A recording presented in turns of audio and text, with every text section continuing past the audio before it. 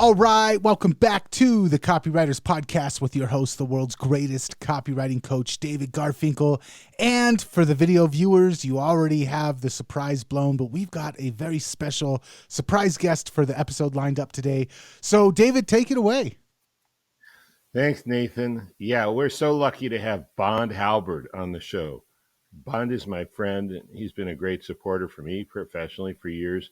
Bond's father, of course, was the famous copywriter Gary Halbert, and Bond is among Gary's first very successful students. In fact, Bond was closest to his dad of all people in both a personal and professional relationship. And more recently, Bond, after copy chiefing some of the largest financial promotions of our time, has pioneered many tactics for getting the highest email open rates in any industry. After Gary passed away, Bond and his brother Kevin took over the GaryHalbertLetter.com, and the brothers have put out great copywriting products, including the Halbert All-Star Audio Series, which I am proud to say I have been a part of and was invited by them to participate in. Thanks for that. Bond and Kevin have also started the Gary Halbert Club Facebook group, which has an astounding membership of more than 21,000 as of this day of recording. And, maybe compared to something more mass culture, that doesn't sound like much, but this is huge for a copywriting group on Facebook. I don't know of one larger. Bond mentors copywriters and will give you contact info for him at the end of the show. What we talk about today on the podcast, we're going to talk about something we get a lot of questions about all the time, and that is how do you get started as a copywriter? But first, there's more. Here's how you get started on Copywriters Podcast. Copy is powerful. You're responsible for how you use what you hear on this podcast, and most of the time, common sense is all you need. But if you make extreme claims, and if you're writing copy for offers in highly regulated industries like health and finance and business opportunity, you may want to get a legal review after you write and before you start using your copy. My larger clients do this all the time. So, Bond, thank you for being here, and you got so much to tell us. The one thing when we were just chatting about doing this that I loved, because it's what I've always tried to do and sometimes succeeded at, is to earn as you learn. Could you just tell us, where you get started if you're kind of new to this? Okay. Well, I'd say the biggest mistake that a brand new people learning to make copy do is they're not learning strategy at the same time that they are learning copy. So at the very beginning, you have to understand what an expert is. An expert is somebody who knows more than you do. And so as a result of that, you are automatically of value to companies who have an email list. They don't send emails out. You have, I would say anybody who sends less than 5, right? Emails out. So and I'll give you some tips on how to get some of those first clients using some techniques. But the idea is if you know that, look, taking somebody who sends out 2 emails and say, look, I can get you some more emails or some more sales right away. And you just know that what you can do is send out the same email with a different subject line to all the unopens. You've created value for that company without having to have a lot of super great copywriting skills. And at the very beginning, for somebody who's not sending out a lot of emails or doing a little bit of advertising, that client is at the level where sending anything will be better than sending nothing. So you can use AI, you can use templates. One of the reasons I recommend your course is it's the quickest way to start writing, templates and getting stuff out very, very fast. You're not ready to go to Agora or Golden Hippo. And the reason you're not ready to go there is because at the very highest level, and we can talk about that too if you want, they are competing when you're competing with other people who are serious copywriters, and AI goes around searching for things that are very popular, trending. So that could be somebody famous who said something in the marketing industry, or things that are being said a lot. In other words, they're saying things that the market is hearing a lot. And it's great at the beginning for, curing writer's block. It's great for not knowing where to start. And it's good for the lower end clients. Okay. But by the time you get to Agora or something like that, the best breakthrough campaigns do two things. One, they're a surprise to everybody who wrote them. That's just a fact here. Your biggest surprise is like, wow, I didn't know that was going to go that well. And I've never seen a copywriter or marketer that was not true. The second thing is it's because you're doing something the market hasn't seen before. And so that's why but before you can get to that level, right? It's like the rules of dressing and stuff like that. There are the rules you understand, and then you learn enough rules to know when to break them and test what to break. So what you want to do is study strategy as you go. And I can give you some tips on that if you want. Actually, I took a Oh, couple yeah. notes on the conversation.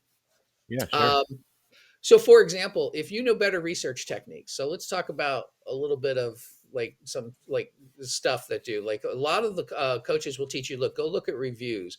If you're studying, you get great copy comes from, if you're selling a service, go to Yelp and look up competitive services and see what their good and negative reviews are.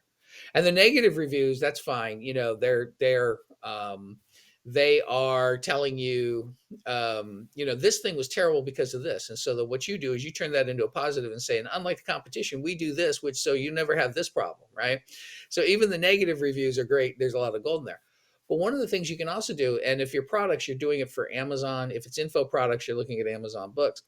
But what I also teach people to do is go to look at those profiles and then see what else they reviewed, because then you can find other sources and targeting information. So that was what makes somebody who knows a lot about direct response strategy and has that skill set even more valuable as a copywriter, because I can turn around and say, look, I took your list and your Google Analytics says that everybody who visits your site is, a mix of women and men.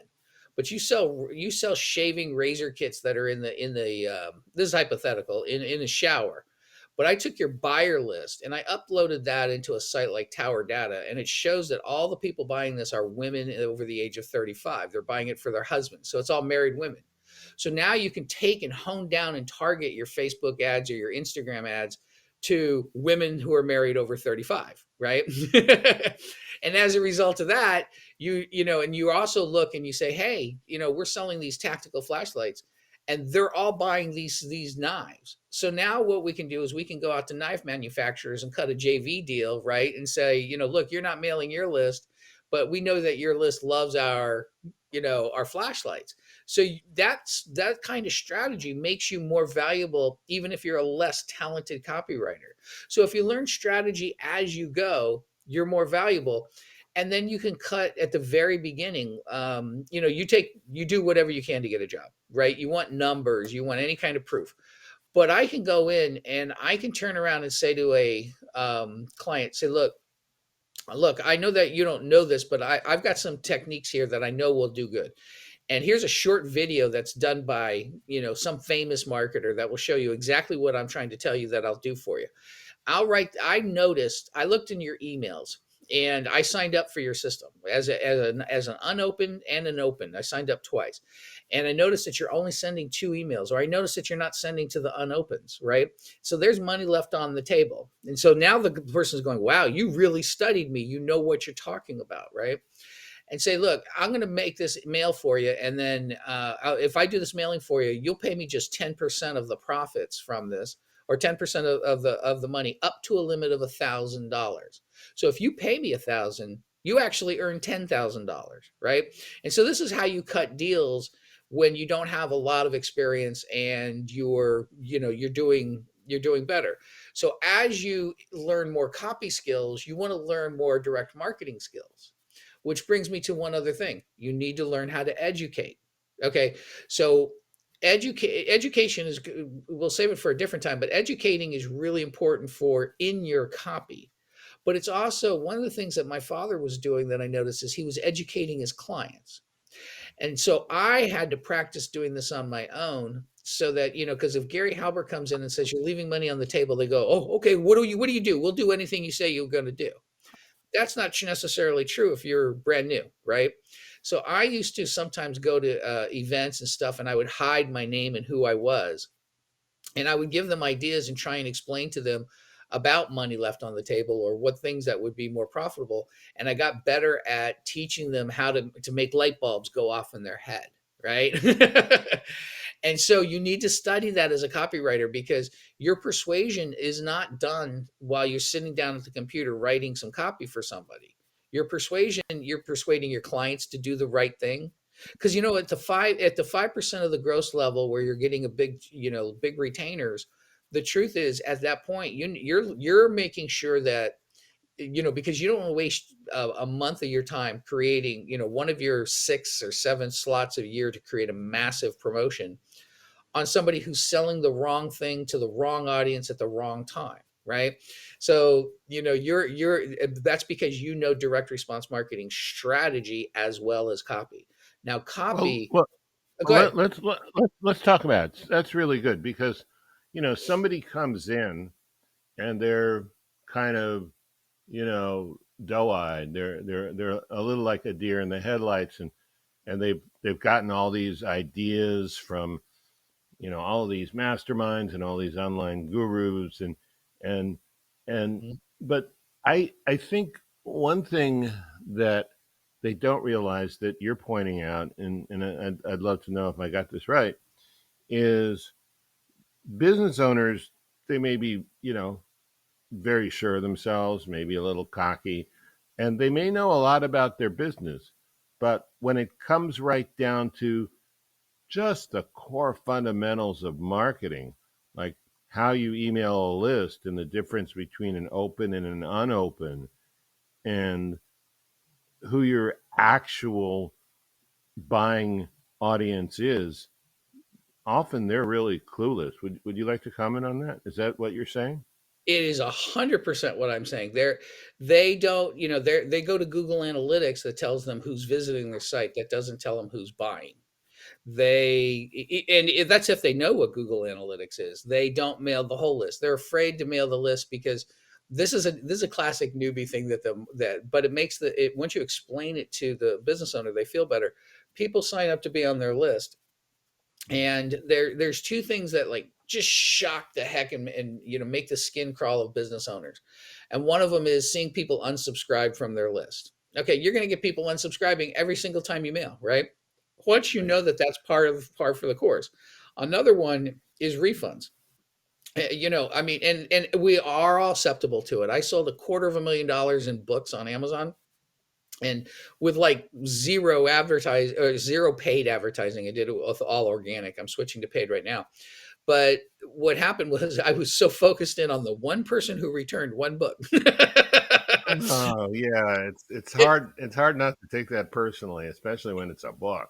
yeah, but offering a strong guarantee and a refund is what boosts the sales. It makes, I mean, it's how many times do you feel, okay, well, I can return this if I don't like it, so I'm going to buy it. And so now I feel safer buying it, even though you don't return it.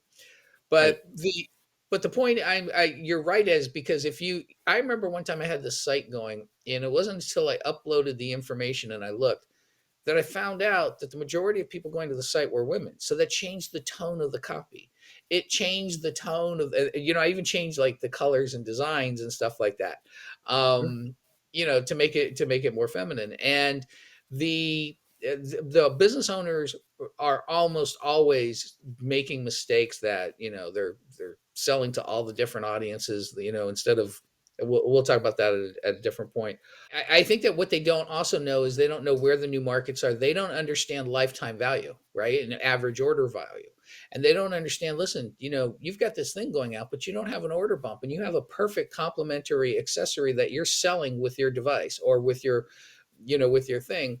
What the sales already made by the time we make this offer. If they don't want it, they click no. If they click yes, it translates to an average of 20% more sales, and the profitability goes up. And if that profitability goes up, you now can afford to start running those ads and pay more, so you can start, the cost it takes to run those.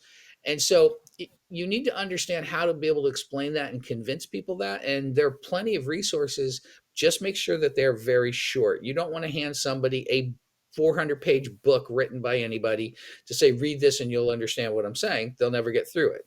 But if you can Right. say, look, here's a 3-minute video on LTV and why this is so important and how we can use it to increase your response. And it's by a very famous marketer.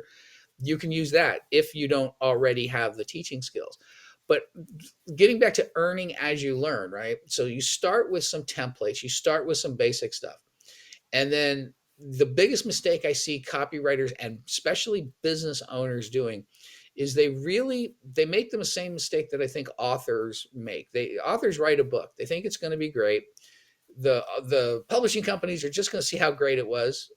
Ask J.K. Rowling. She shopped that Harry Potter book to, dozens and dozens. After living in her car for 2 years, right? Yeah.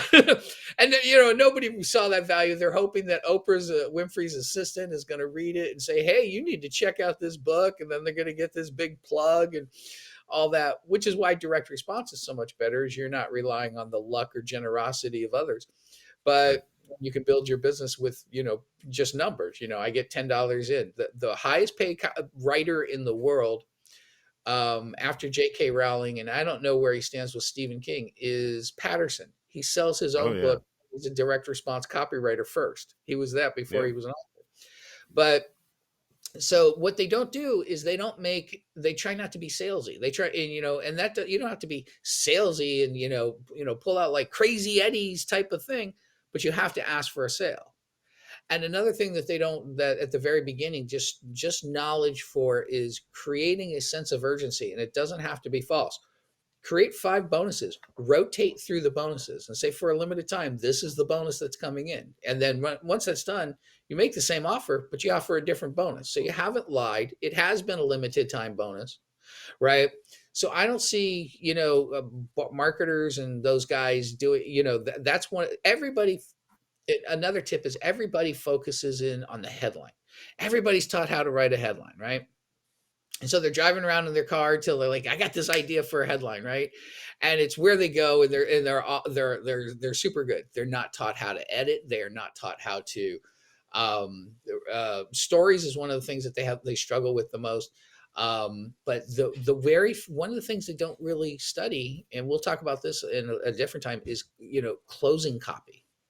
A lot of times what you want to do is write people have different writing styles. Like they write, some people write the closing copy first. And it's the closing copy, because copywriting is like a chain link. If you don't get the attention, that's like the buoy on the ocean. I can't find the chain without that buoy, right? And then, but you can't pull up the treasure chest if any part of the links break. And one of the biggest things that you need is a good, strong link at the bottom, the closing copy, and, handling objections and things like that. But if you start with some basic templates, you're good for some basic companies.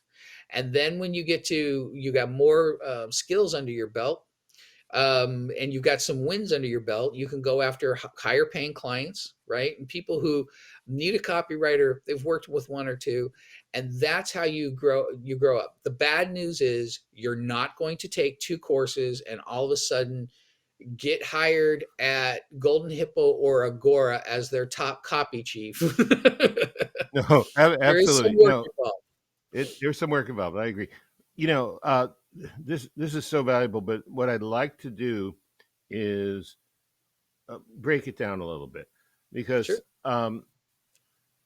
Okay, so about 30 years ago, I learned a lot of these concepts in a book, I'm sure you remember it, called Your Marketing Genius at Work by Jay Abraham. And there is a rumor, which you neither have to confirm nor deny, that your father actually wrote some of the better parts of that. He didn't write the book, but at that point, and I don't know if Jay remembers it, I was actually spent a lot of time with Jay and my father. My dad would actually pull me out of school to go to meetings with Jay Abraham and list brokers, and they would start working together with these projects. So I was very close there when they were doing it.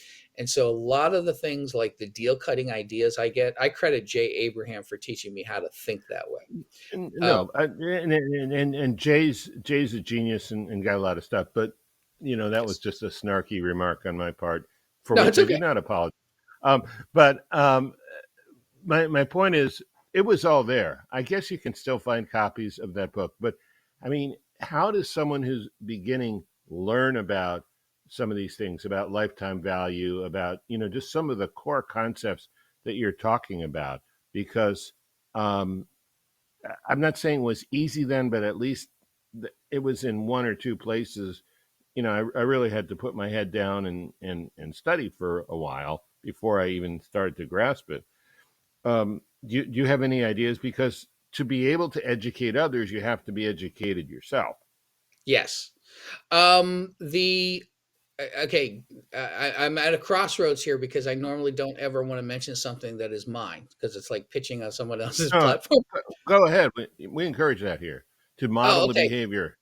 We started a group called Halbertizing. It is a monthly program. Okay. And in that, we spend half the time talking about the strategy and half the time talking about the copy. Okay, so we're teaching you a headline writing system, or one of three, but we're also at the same time teaching about lifetime value, average, order bumps, different funnels like book funnels and stuff like that. So that's where you can learn it. As far as learning, you can go through. Jay Abraham is great for lifetime value or average order value. He's also good for pointing out, the best ways to how to get everything you can out of all you got is a good book for that kind Yeah, of stuff. yeah, yeah. Um, and they're out there as well. And one of the things is go into the Facebook groups. One of the things, there's two values in the Facebook groups, and it's not just mine. And by the way, thank you for mentioning mine.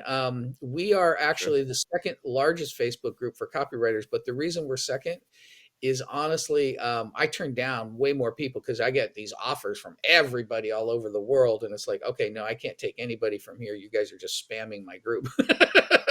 Right. So, so we're getting a lot of those. But up in the file section, a lot of people don't know this. Go up into the file section. You will see templates, headline systems. You will see things that people put up there that nobody else is paying attention to anymore. I didn't know there was a file section in the Nobody Gary seems Halbert to cut. do that. So up Well, there, there's a lot of value and gold in those file sections. Plus, it's also one of those things where what I would do is, let's suppose that you wanted to teach people, about order bumps and like what the advantages of that. You can just put out, a question on there, and everybody will answer the question, and they'll answer it honestly. Some will give us concrete examples, and boom, you can screenshot that, and you can find the person who explained it the best in a really succinct manner, and now you have a very succinct explanation to give to your client. oh, that's great. That is such great advice. And the first time And, I've ever mentioned that to anybody, by the way. well, You're getting yeah. exclusive here. I mean, gosh, we're sort of overlapping something we have planned for our next show, but that's in the spirit of your dad, which I think far too few people have recognized. That he was hardcore capitalist, like you, like me, but he was also a very generous person, and he was, a very committed educator. He really wanted people to get, what they needed to know, because direct response copywriting just it opens up a world to people who don't want to play the game and become a cog in the system and slowly move their way up on their way to, jumping off the cliff like lemmings. You said you'd come back for our next show, right? Absolutely. I'll become here as often as you want. Before we leave, I just want to touch back on one of the first things that we talked about, or that you guys talked about in this episode, which is unsubscribers or people asking for refunds. I know that when I first started in business, the first person that ever asked for a refund, it felt like a girl breaking my heart. It felt like the customer was breaking up with me. And that was such a it messed with me for like 2 or 3 days.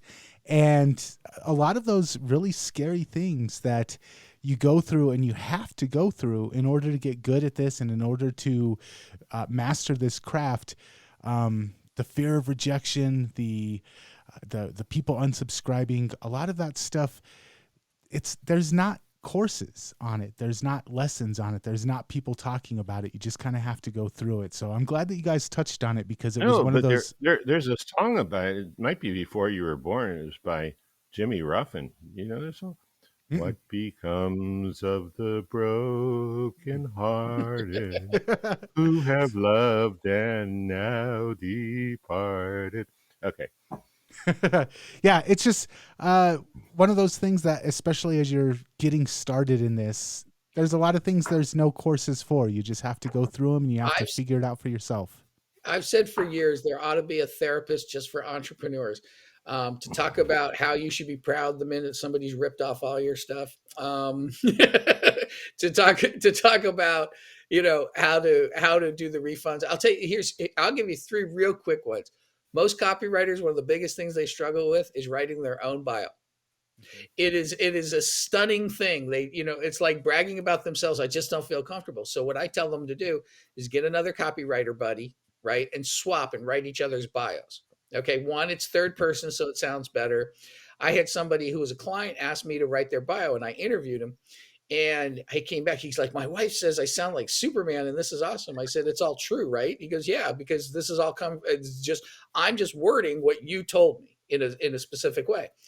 And he came back, he was like stunned by it. The other thing is hire people. As soon as you get a virtual assistant or whatever, you hire them to handle and process refunds and don't tell you anything about it, right? Mm-hmm. You're big enough, you get Takedown Czar or one of the other companies that just handles going through and searching for your stuff that's on and delisting it off of Google, so that you're not pissed off every time somebody is and you still take care of it. I'm not saying you let that slide. You don't let that slide. But you hire a company to deal with these things so that your mind can be spent on being productive and being more creative. So, yeah, no, I think there should be a therapist just for. And the other thing that they struggle with is, especially the newbies. Could you imagine telling your father you want to spend $30,000 of your college fund to go learn how to write copy from Gary Halbert? I know a guy who did that. Now, it's the best investment he ever made, right? But as soon as you tell people, like, let's suppose your dream is to open up a business. What's the first thing everybody tells you? Don't 95%. Don't do it. Don't Yeah, do it. 95%. You're going to Well, fail. restaurants fail. Yep. We praise and say that we're all for the small guy in the small businesses, but we're just like, no, you need something safe. And no job is safe. You need a Right. therapist to say, no job is safe. Look, I don't care who you work for. That whole company could get taken Well, down. I've been holding this down, but I got to say, I mean, a lot of this comes from our school system, and it's true. We kind of do need to create a stable society with a lot of people doing the same thing over and but it's like if you make a mistake on a test, it's the end of the world, right? Mhm. I mean, you didn't study hard enough. You're a bad person. You're stupid. Whatever. Of course, none of those things are true, but that's the message that gets banged down to you. So you get a refund. It's like making a mistake. You get a complaint. It's like the same thing in school. It's like you were a bad person. No, you're not. That's how life works. I When mean, when you've been around as long as I have, and you look at somebody's numbers and you see zero refunds, you do two things. Well, one of the first thing you do is you say, okay, your copy's not strong enough. Okay, because that is actually a fact. If you're not getting like maybe 5% refunds, you are not selling hard enough, and you're leaving a lot more money on the table. You're being shy and right, not telling people more stuff. right. So you get these people who, so an expert veteran is going to turn around and you're going to brag, oh, I got a 0 or 1% refund rate. I wouldn't be bragging about that, buddy. That's my attitude towards that. Yeah, you got about But it's only 40% of the sales you should be getting, or something like that, Yeah, too, right? but that's only because I grew up in this industry. No, no, I know. I'm No, 53, so I've been around this for 40 years, so I don't take you're it personally. okay.